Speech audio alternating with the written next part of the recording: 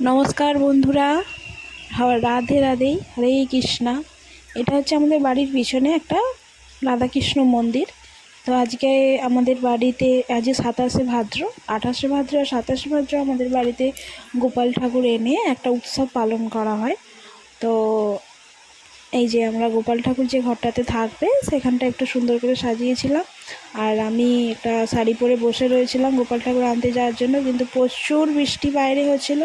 তারপর আমরা বেরিয়ে পড়েছি। এই যে এখানে এটা শ্যামপুরের গোপাল আশ্রম, ওখান থেকে আমাদের গোপাল ঠাকুর আনা হবে।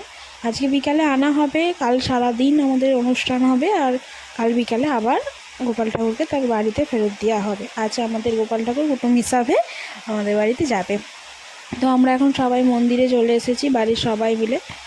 আর গিয়ে একটু বসছি। এই যে ঠাকুর দেখতেই পাচ্ছ সবাই। আরও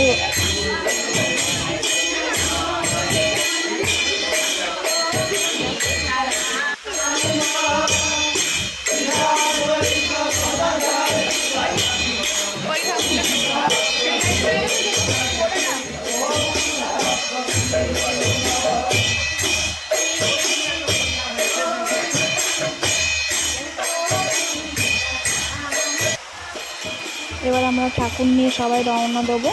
ঠাকুর আমাদের বেরিয়ে পড়েছে। আমরা একটু সবাই বসে বসে নাম সংকীর্তন শুনছিলাম, আর আপনাদেরকেও শোনালাম। কেমন লাগলো একটু কমেন্ট করে জানাবেন। আর চলুন তাহলে এবার আমরা গোপাল ঠাকুরকে নিয়ে আমাদের বাড়ির দিকে রওনা দিই।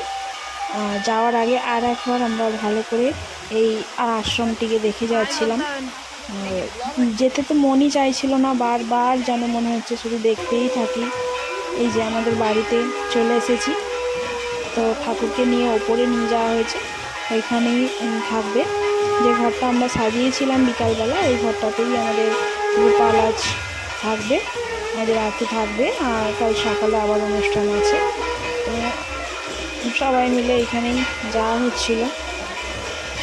এই যে দেখুন,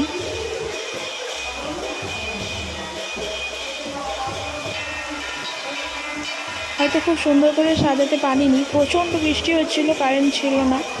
যতটুকু পারছি সম্ভব হয়েছে। এই যে আমাদের গোপাল সোনা, রাধে রাধে, হরে কৃষ্ণা হরে কৃষ্ণা।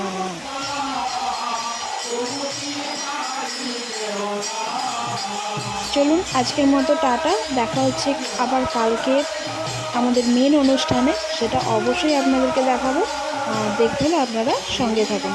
টাটা।